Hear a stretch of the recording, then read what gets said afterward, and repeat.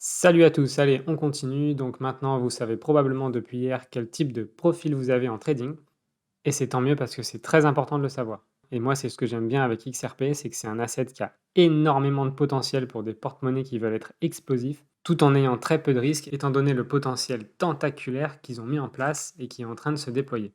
Alors, on commence par une petite nuance pour ceux qui ne l'auraient pas encore faite. Parfois, on parle de XRP, parfois, on parle de XRPL. Qu'est-ce que c'est la différence? Tout simplement, XRP, c'est la crypto-monnaie de Ripple qui est construite sur le XRPL, c'est-à-dire le XRP Ledger, le registre XRP. Le XRP Ledger, donc qu'on appelle XRPL, voyez-le un peu comme la blockchain Ethereum ou d'autres blockchains comme Solana, Phantom, qui permettent de développer des assets dessus. Il y a plein de cryptos aujourd'hui, tout comme dans les réseaux Solana, Phantom, Ethereum, etc., qui sont construites sur le réseau XRPL. Sologenic, par exemple, et la crypto Solo est construite sur le XRPL. Donc deux choses différentes. XRP, c'est la crypto-monnaie de Ripple, et le XRP Ledger, c'est la technologie blockchain qui est derrière le XRP et les assets qui veulent être sur le XRPL. Et ça a beaucoup d'avantages, puisqu'effectivement, c'est rapide, c'est pas cher, c'est décentralisé et il y a tous les atouts du XRPL. Les frais sont en XRP, c'est pour ça aussi que plus le XRPL sera utilisé, plus XRP devrait prendre de la valeur. Et on a Songbird qui est le réseau de test de Flare qui arrive et qui sont tous les deux déployés sur le XRPL. Et il y a des avantages au XRPL comme les registres privés et les registres publics qui permettent ou pas d'afficher publiquement ou pas les transactions. Voilà, donc ça c'est pour la différence entre XRP et le XRP Ledger. Maintenant, Ripple ont une technologie qui s'appelle ODL, donc On Demand Liquidity, la liquidité sur demande. L'objectif de ça, c'est d'avoir un pool de liquidité en XRP que les banques, les institutionnels et les entreprises peuvent utiliser pour faire leurs transferts internationaux. Le Ripple ODL utilise XRP pour la conversion, c'est-à-dire que vous avez par exemple une banque ou un institutionnel qui veut envoyer de l'argent à une autre banque ou à un autre institutionnel. Si par exemple elle a des dollars et elle des euros, alors celle-là va convertir ses dollars en XRP, le transfert sera fait en XRP et l'autre va convertir ses XRP en euros pour les distribuer à ses différents bénéficiaires. Donc il y a quelques avantages indéniables à ça. Le premier, c'est que grâce à XRP, Ripple fournira la liquidité aux institutionnels qui n'en avaient pas, et même à ceux qui en avaient. Le deuxième, c'est que XRP sera le support de transfert et donc rapide et pas cher pour que les acteurs puissent rester compétitifs. Et le troisième, c'est qu'il bénéficie du XRPL, donc du XRP Ledger, qui permet aujourd'hui de faire des transactions publiques ou des transactions privées. J'y reviens, mais avant, je dois vous présenter un autre produit de Ripple qui s'appelait Xcurrent, qui aujourd'hui a été renommé en RippleNet et qui permet de remplacer une grosse partie des problèmes existants dans la communication entre banques, mais sans solutionner le problème de liquidité. Ce que résout le ODL de Ripple dont on a parlé juste avant. Donc RippleNet ou Xcurrent est déjà massivement utilisé par les banques, et quand on parle de déploiement, c'est souvent ça dont on parle, à ne pas confondre avec ODL, puisque Xcurrent, donc RippleNet, n'utilise pas XRP, c'est simplement un système de messages qui va utiliser l'approvisionnement des banques déjà existants. En gros, avant, pour envoyer de l'argent d'une entreprise A ou d'une banque A vers une banque B, les banques avaient besoin d'un setup, c'est-à-dire de provisionner les comptes pour qu'un transfert puisse avoir lieu. Donc les banques devaient avoir leur propre liquidité pour permettre le transfert, ce qui pouvait être très contraignant pour les énormes sommes d'argent. Donc RippleNet ici intervient pour améliorer ce système de message, le sécuriser et le rendre plus rapide, mais le mécanisme intrinsèque derrière reste le même qu'avant. Donc dans ce processus de préparation, la première étape, c'est donc de s'assurer que l'argent est provisionné dans la banque destinataire et qu'elle réserve une somme pour ça. Et elle prévoit une réservation des fonds qui tient compte du taux de change, par exemple ici euro-dollar. Si on dit que la banque A est en dollars et que la banque B est en euros. La banque A, elle, de son côté, va pré-réserver la somme à envoyer et la rendre disponible pour le système de Ripple. Une fois que tout est fait et validé par les validateurs justement du système Ripple, et tenant compte du taux de change actuel, le transfert est fait de façon atomique. Et une fois tout ça terminé, les deux banques peuvent libérer les sommes. La liquidité assure que la société B pourra être payée une fois le transfert terminé, et donc la banque B récupère les frais et fournit la somme demandée et transférée à la société B. Voilà en résumé comment fonctionne Xcurrent, qui est basé sur l'ancien système et qui n'utilise pas XRP. Mais selon moi, tout ça, c'est un système transitoire, puisque grâce à Ripple ODL, au fil des années, je pense qu'on va avoir de moins en moins besoin de ce genre de processus et de Xcurrent. Aujourd'hui, ce qui est massivement déployé, effectivement, c'est Xcurrent, donc il ne fonctionne pas sur XRP, en tout cas pas encore. Et comme on le voit dans le monde, donc je ne sais pas si cette image est complètement à jour, mais a priori, on a quand même beaucoup de pays qui sont déployés en Xcurrent et très peu en ODL. Donc ODL, c'est aussi un renommage puisque c'est ce qui s'appelait avant Xrapid. Donc Xcurrent a été renommé en RippleNet et Xrapid a été renommé en ODL. Donc pourquoi les banques utilisent massivement et prioritairement Xcurrent pour l'instant? Tout simplement parce que ça requiert beaucoup moins de changements dans leur système d'information et ça leur permet tranquillement de changer de technologie, ce qui sera bénéfique très rapidement pour XRP et ODL. Donc pourquoi les banques utilisent ça et quels sont leurs bénéfices? Premièrement, c'est que ça sécurise de manière cryptographique les transferts et ce de manière point à point. Et ça permet une communication directe entre A et B. Et tout comme sur la blockchain, ça va ajouter de la redondance et de la sécurité. Puisque les banques avaient auparavant un ensemble de technologies différentes et non standardisées qui leur permettaient de communiquer entre eux sur des réseaux en plus centralisés. Donc ça permet aux banques aussi un accès plus simple, puisqu'ils n'ont plus qu'un point d'entrée sur un réseau complètement décentralisé, donc qui est plus rapide, plus sécurisé et plus facile à utiliser, et qui génère des coûts inférieurs. Ça leur permet d'accélérer leur vitesse pour passer à des transferts de quelques secondes par rapport à quelques jours auparavant. Ça leur permet d'assurer que les transferts sont bien effectués et de diminuer les risques d'échec. Et évidemment, le tout en diminuant les coûts pour les banques. Et donc pour les sociétés. Et tant qu'à faire, d'essayer de fournir des transactions disponibles 24/24, 7/7. Ce qui n'est pas le cas aujourd'hui dans nos banques et nos institutions. Si vous faites un virement un samedi soir, vous verrez qu'il ne sera pas sur le compte avant lundi matin ou plus. Pourquoi? Tout simplement parce qu'il ne se passe rien le dimanche. Ce qui est un peu dommage dans des services informatiques. Donc ça ne fonctionne pas exactement sur une blockchain, mais ça y ressemble. Ça fonctionne sur l'ILP, qui est l'Interledger Protocol, et comme son nom l'indique, qui donc permet de relier différents ledgers distribués pour leur permettre de communiquer ensemble et de faire transférer un paiement d'un point A à un point B en interconnectant les différents ledgers. C'est à mettre en contraste avec la technologie DLP, qui elle va utiliser la blockchain et va permettre d'avoir des registres complètement distribués et dont les capacités du réseau vont simplement pouvoir être améliorées en fonction de la demande, ce qui est beaucoup moins le cas dans les systèmes centralisés. Ce qui nous ramène à la blockchain, le ODL, XRP et les ISO 20022, puisque les DLT vont être de plus en plus utilisés et que c'est ce qu'est ODL. Donc ODL justement va permettre d'éviter ces transferts-là et ces réserves de liquidité qu'il y a à faire avant, en fournissant via XRP la liquidité dont les institutions et les banques ont besoin pour faire leurs transferts. Ce qui fait qu'elles-mêmes n'ont plus besoin de fournir les liquidités pour faire un transfert. Ça, c'est le but à terme, une fois déployé, de ODL de Ripple. Et tout ça fonctionnera sur XRP.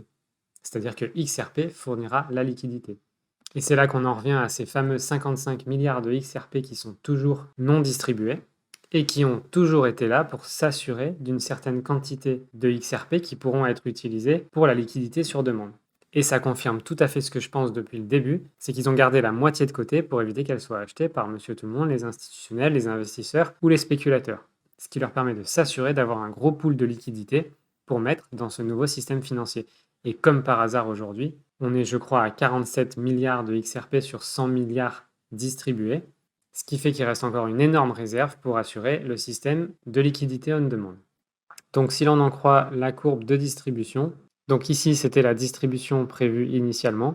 En termes de nombre de tokens relâchés, on en est à peu près ici, ce qui indiquerait qu'on en est à 0 ou 1 ou 2 années. Donc moi ce que ça me dit c'est qu'on a simplement pris du retard parce qu'on en est plutôt aujourd'hui à 5 ou 6 années. On devrait en être à 70 milliards mais on est toujours à 47 milliards. Donc pour moi, ça veut dire deux choses. Soit on a pris un peu de retard, soit tout simplement, ils en gardent davantage pour les fournir plus tard, une fois que tout le système sera lancé. Alors maintenant, on va faire une chouille de spéculation sur le prix du XRP et ce que j'en pense à ce jour. Donc si on part du principe que dans quelques années, on aura 70 milliards de XRP sur le marché, dont une bonne partie sera forcément pas utilisée pour le on-demand liquidity, étant donné qu'il y a déjà plein d'institutionnels, de gens, de monsieur tout le monde, de nous, de vous, qui avaient acheté des XRP. Et donc, on peut le voir sur CoinMarketCap que le XRP aujourd'hui a 47, presque 48 milliards de XRP en circulation, qui sont principalement détenus pour de la spéculation par quelques institutionnels et par des gens. Donc si on part du principe que on sera à peu près à 70 milliards d'ici quelques années, dont une trentaine de milliards qui ne sera pas utilisé pour ODL, ça nous fait environ 40-50 milliards pour ODL. Donc maintenant, quel est le volume d'argent utile que devra supporter ODL? Donc pour ça, il faut savoir à peu près ce qui est transféré actuellement. Donc là, selon ce site que je vous mets aussi en description de la vidéo, a priori, Swift, à ce jour, s'occuperait des transferts pour 1,25 quadrillion de dollars par année, la Fed de New York pour environ 400 trillions de dollars et la Fedwire pour 900 trillions de dollars. Donc tout ça, sans compter un tas de petits acteurs, ça ferait dans les 2,5 quadrillions de dollars qui sont transités chaque année. Point d'interrogation sur Swift, effectivement, puisque Swift est en train de développer sa propre technologie qui s'appelle SwiftGo, dont on ne sait pas grand-chose sur le fonctionnement en arrière-plan, qui serait ISO 20022 et qui pourrait ou pas, en partie ou pas, utiliser ODL de XRP. Ça, c'est une information que j'arrive pas à avoir.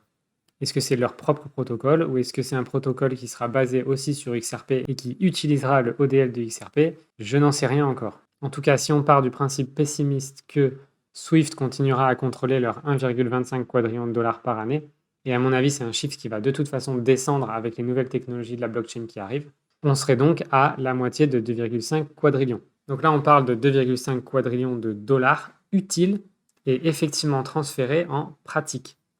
Ce qui nous amène aussi à un guide de l'ISO 20022 et qui nous indique que d'ici 2023, donc on peut parler de la fin de l'année 2022, 80% des transactions à grande valeur passeront par l'ISO 20022. Donc là, on a une timeline de déploiement des différentes régions. Et donc, on voit que d'ici novembre 2022, les banques et les institutions devront être à jour pour ce type de transfert. Donc, c'est pas du blabla et c'est bien où le monde est en train de nous amener avec la guerre en Russie, Visa qui déconnecte, Swift qui déconnecte. Ça a commencé par le Covid, maintenant il n'y a plus de Covid, tout va bien. Et puis finalement, il y a la guerre, on nous prévient de cyberattaques et tout ça, c'est en train de dégommer le système économique et le système financier. Et c'est exactement là qu'ils voulaient aller, puisque le but, c'est de démanteler et de changer de système financier. Mais il faut que ça ait l'air d'une solution à des problèmes. Donc, ils ont d'abord créé les problèmes. Je parle du Covid, je parle de la guerre. Là, on est en plein dans les réactions, c'est le problème réaction-solution. Donc là, on est en plein dans les réactions de ce qui se passe en ce moment, c'est-à-dire que tout le monde réagit, Visa déconnecte, il faut arrêter, il faut sanctionner la Russie, blablabla. Et ensuite, quelles sont les solutions? C'est là qu'ils vont changer le système financier et c'est en train de se passer cette année. Et donc à la fin de l'année et d'ici 2023, on verra un changement global vers le ISO 20022 dont je vous remets la liste des cryptos qui sont soit membres, soit aux normes, soit en train de devenir aux normes. Vous les avez là devant vos yeux. Sur mes quelques vidéos précédentes, je vous ai déjà présenté pas mal de ces cryptos et de ce qu'elles peuvent faire. Certaines ont des rôles complètement différents et certaines sont partiellement concurrentes. Mais en tout cas, vous voyez qu'il va y avoir des trillions et des quadrillions qui vont traverser ces crypto-monnaies. C'est exactement la conclusion de tout ce qu'on vient de voir aujourd'hui. Donc XRP pour les paiements transfrontaliers, XLM pour pouvoir banquer et rendre bancables les pays et les régions qui sont difficilement bancables, c'est-à-dire qui n'ont pas facilement accès aux banques et aux paiements. Puisque oui, effectivement, il y a des pays qui n'ont pas de carte bancaire, il y a des pays et des gens qui n'ont pas de compte bancaire, et la crypto et notamment XLM pourrait apporter une vraie solution à toutes ces régions. XDC, Algo, HBAR, QNT, pour moi, c'est les cryptos qui vont être le mécanisme cryptographique et de blockchain du nouveau système. Et IOTA pourrait bien être l'acteur principal en termes de Internet of Things, comme je l'ai expliqué dans mes précédentes vidéos. Pour ADA, j'avoue, gros point d'interrogation. Je ne sais pas ce que ça va devenir exactement. Pour moi, HBAR et XDC sont déjà des gros concurrents qui ont plus d'avance que ADA. Est-ce que ADA va percer ou pas? J'en sais rien. Mais personnellement, j'ai décidé de renforcer ces cryptos-là plutôt que l'ADA. Et finalement, pour finir donc le calcul que je vous fais ici sur Google, ce sera plus simple. Donc si je prends tout simplement, on est là-haut, si je prends les 2,5 quadrillions qui sont prévus, donc je les ai convertis en trillions, ça fait 2500 trillions, qui sont prévus simplement dans les transferts interfrontaliers, je les ai divisés par 2 pour prendre donc simplement 50% de ce volume de transfert, en considérant peut-être que Swift a sa propre solution, et pour rester un peu pessimiste sur le volume qui pourrait être géré par ODL. Ça, c'est des volumes annuels, donc je les divise par 365 jours pour avoir le volume journalier. Ça me donne un volume en trillions journaliers de transfert que ODL va devoir fournir chaque jour. Et finalement, je les divise par le nombre de tokens XRP en circulation à ce moment-là. Donc comme on l'a dit, ce serait à peu près 70 milliards, 80 milliards, moins disons 30-40 milliards de XRP qui sont déjà en possession des spéculateurs. Donc en restant pessimiste, je dirais 50 milliards de XRP. Donc rappelez-vous, on est en trillions, donc ça fait 0,05 trillion. Et ce calcul nous donne donc 68,5 dollars par XRP. Et ça, ce serait un minimum en utilité et un minimum requis pour fonctionner. Maintenant, comme on l'a vu et comme j'ai raconté déjà dans une précédente vidéo sur le carnet d'ordre, le market cap est qu'un indicateur et le market cap n'indique pas la quantité d'argent qu'il y a dans l'asset. Le market cap est souvent bien supérieur à la quantité d'argent qu'il y a dans un asset. Or là, on est parti d'une quantité d'argent utile et nécessaire. Ce qui veut dire que si on prend ici la quantité donc en trillions, donc 3,42 trillions, ça c'est la quantité utile de dollars pour que ODL puisse fonctionner normalement. Et si on dit que ça c'est la quantité utile, alors le market cap sera facilement de 2, 3 ou 4 fois ce volume-là, voire plus. Ce qui veut dire que sur notre calcul précédent, on serait plutôt à un multiple de 68,5 dollars. Ensuite, vous ajoutez à ça les investisseurs, les spéculateurs, le FOMO, les plateformes de trading Forex et ETF qui vont vouloir aussi transférer à moindre coût. C'est pour ça que moi, je crois fortement à un XRP supérieur à 100 euros par jeton, et même bien plus que ça. Est-ce que ça atteindra 1000 euros ou 10 000 euros? J'en sais rien. On voit beaucoup de vidéos qui racontent tout et n'importe quoi. Moi, je préfère me baser sur des mathématiques simples et pessimistes pour essayer d'évaluer ce que ça va faire. Maintenant, je pense que XRP est une super technologie qui peut apporter beaucoup de liberté à beaucoup de monde, liberté qu'on n'a pas aujourd'hui. Je sais aussi que ça peut asservir comme technologie, mais je pense qu'on aura toujours des options pour ne pas être asservi en termes de crypto-monnaie, et c'est pour ça que j'ai choisi XRP. Pour moi, très peu de risques et un potentiel énorme que vous avez devant les yeux. Si vous connaissez une crypto-monnaie qui a si peu de risques, autant de potentiel, qui est poursuivie par la SEC et toujours 7e dans le top 10, en sachant qu'elle est poursuivie par la SEC, qu'elle est en train d'être déployée partout dans le monde, principalement chez les grosses banques, les banques et les institutionnels, alors mettez son nom en commentaire parce que moi, j'en connais pas. Et quand la SEC va libérer Ripple et XRP, c'est là et seulement là que les choses vont vraiment commencer. N'oubliez pas, vous êtes au bon endroit, au bon moment, et pour gagner, vous devez juste ne pas abandonner. Vous devez continuer. Je vous souhaite une excellente fin de week-end et je vous dis à très vite.